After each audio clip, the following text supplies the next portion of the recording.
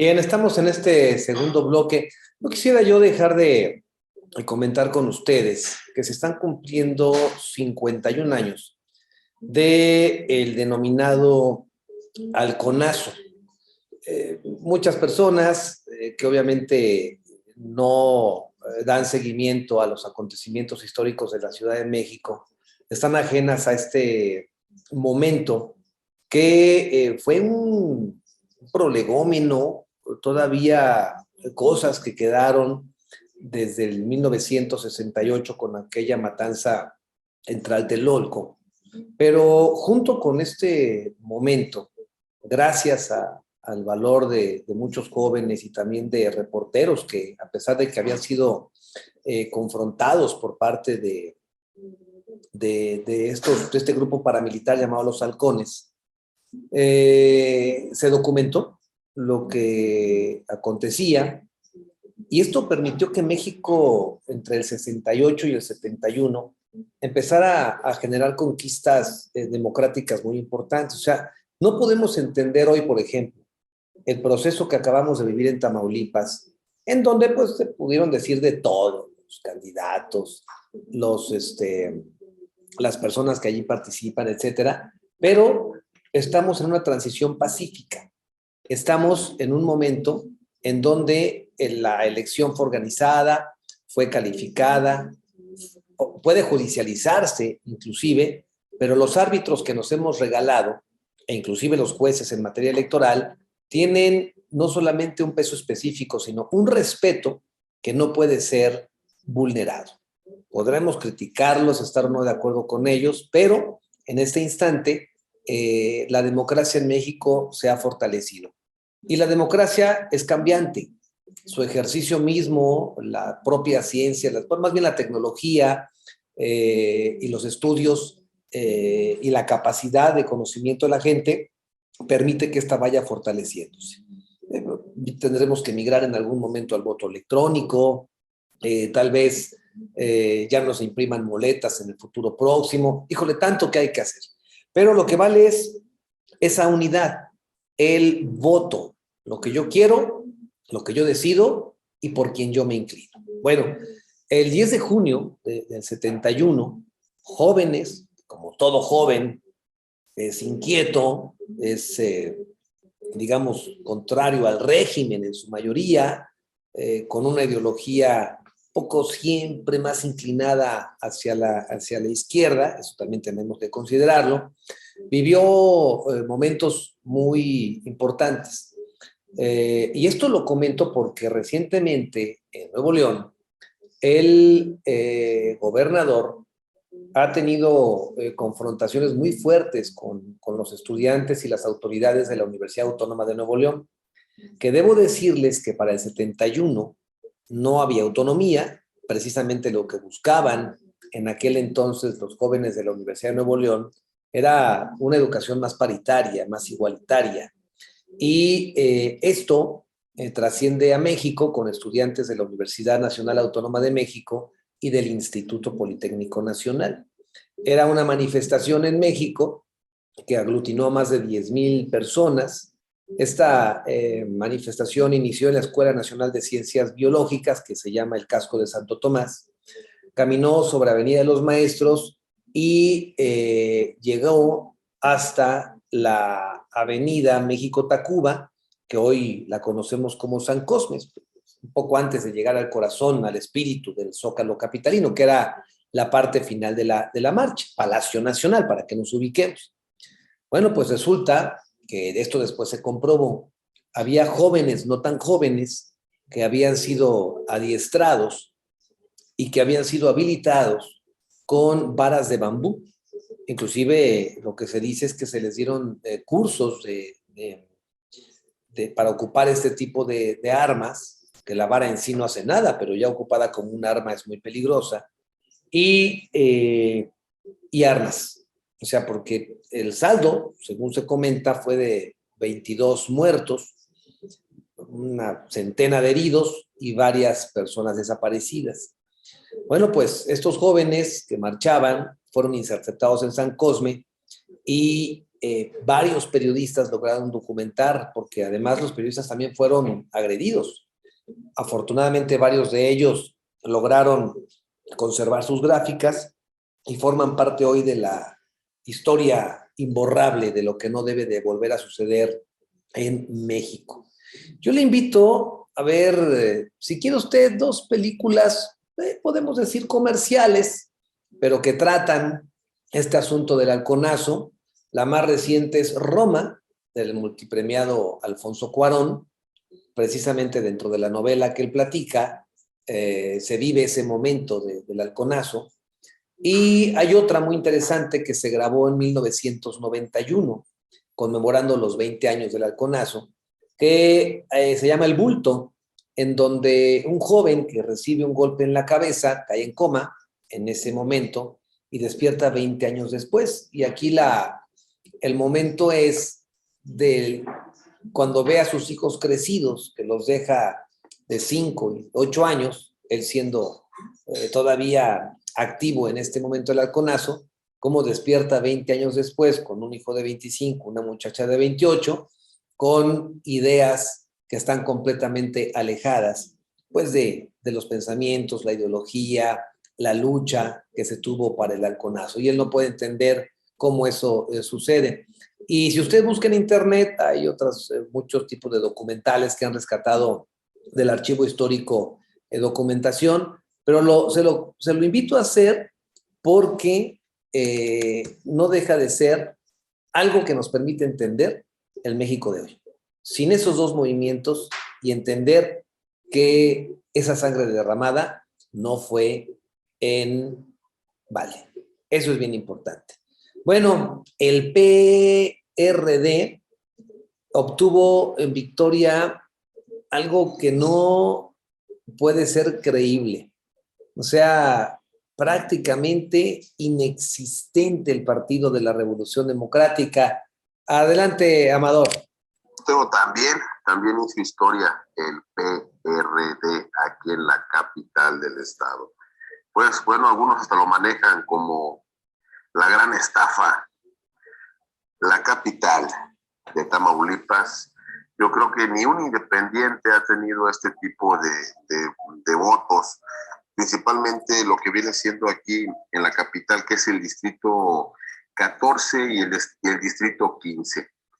En el 14 obtiene el PRD 385 votos y en el distrito 15 obtiene 357 votos, dándonos un total de 742 votos aquí, veo, en la capital del estado. Y bueno,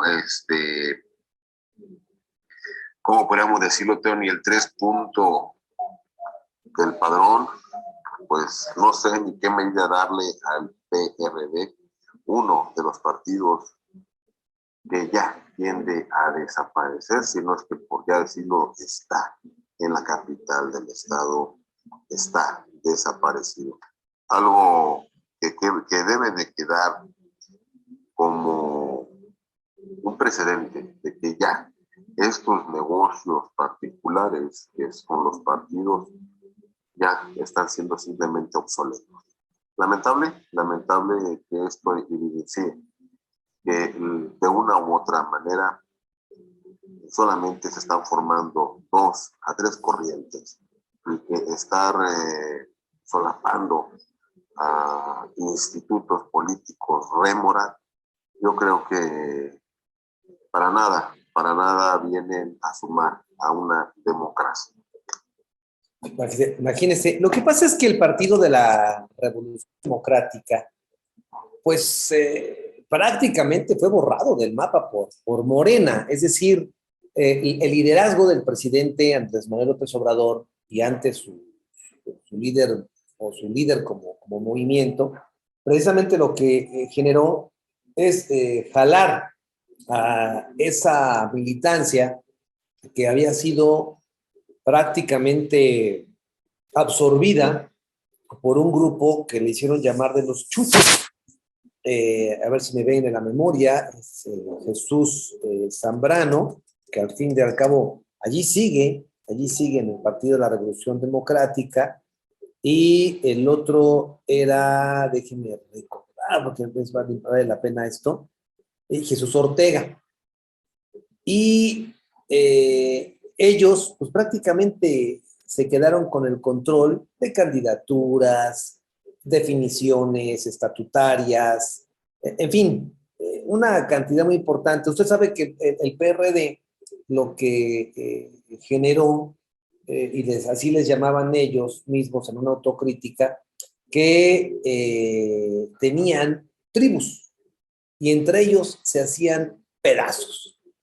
Entonces, estos dos liderazgos son los que prevalecieron, coinciden en una misma corriente, Jesús Zambrano y Jesús Ortega, y ahí logran jalar a personajes muy importantes, Guadalupe Acosta Naranjo, Carlos Navarrete, Miguel Barbosa, Miguel Belauzarán, quienes, bueno, pues muchos de ellos ya migran, como Miguel Barbosa, que es el gobernador actual de Puebla, hacia Morena. Entonces, esto empieza a desmoronarse y Andrés Manuel López Obrador se convierte en un férreo crítico precisamente de este control absoluto que tenían los famosos chuchos. Y por eso PRD, digamos, la gran militancia, los grandes liderazgos ajenos a los chuchos, migran hacia Morena y por eso, simple y sencillamente, se quedan, como usted lo acaba de ver, en un distrito con ni 400 votos, inconcebible. ¿Se acuerdan que habíamos hablado de la gran tarea que está haciendo el gobierno estatal y algunos municipales para acordar con el Infonavit que pueda recuperar las casas abandonadas que por múltiples situaciones han dejado las familias, ya sea porque están en zonas no adecuadas, otras más porque se dejaron de pagar, y N cantidad de cosas. Y se quedan ahí en el abandono, cuando se supone que se hicieron y se construyeron precisamente para apoyar a familias. Bueno, lo que pasa es que hay muchas de estas casas que desde hace más de 10 años están abandonadas. Y esto lo hemos comentado en varias ocasiones. ¿Cuál es la petición, Amador? Y bueno, Teo, familias se adueñan de casas abandonadas del Infonavit. Este fenómeno en Tamaulipas, donde existen familias que llevan hasta 10 años habitando casas ajenas que estaban abandonadas. Por lo que es necesario que el Infonavit les dé facilidades para que las adquieran legalmente, informó la diputada sin partido Consuelo Nayeli Lara Monroy. En una iniciativa de punto de acuerdo explicó que la problemática la detectó en su distrito electoral en los municipios de Aldama y Altamira, pero ocurre en la mayor parte del estado. Pues bueno, Teo, esperemos que esta problemática tenga una solución, ya que hay que recordar que son familias, hay que recordar que es un fenómeno en Tamaulipas que tenemos y que de una u otra forma tendremos que darle solución. No está bien lo que se están haciendo de estas familias, pero de una u otra forma son techos, son hogares, son ciudadanos tamaulipecos que de una u otra manera en la ilegalidad que tienen que proteger un patrimonio que lamentablemente puede ser desalojados el día de mañana y esta problemática esperemos se atienda. Mire, al fin del camino estas casas están, se supone, construidas con el objetivo de beneficiar precisamente a familias que no han tenido la oportunidad de generar este patrimonio y alcanzar una vivienda digna, que eso es lo más importante.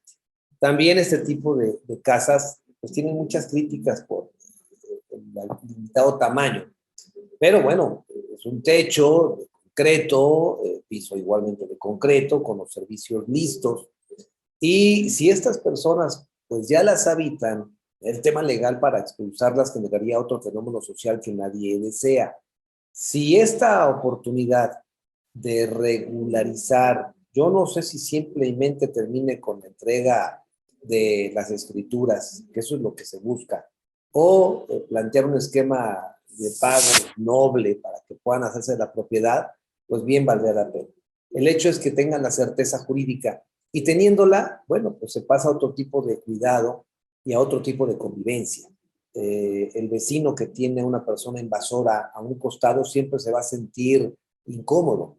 La relación no es tan normal como uno quisiera. Si se entra ya a la regularidad, a la regularización jurídica, pues lógicamente uno pasa a momentos de esparcimiento, de convivencia, de tranquilidad. ¿Por qué? Porque se le puede invertir, se puede crecer, se puede mejorar, se puede mantener, se puede hacer mejor las cosas. Entonces, yo creo que esta postura de esta diputada Nayeli Lara es muy importante, tendrá que lógicamente tener el visto bueno de la federación, en este caso del Infonavit, e insisto, al fin del camino se está beneficiando a familias mexicanas que no tienen o no tenían en dónde vivir y hoy obtienen un techo digno, una vivienda digna, que lo único que falta es la parte de la certeza. Regresamos.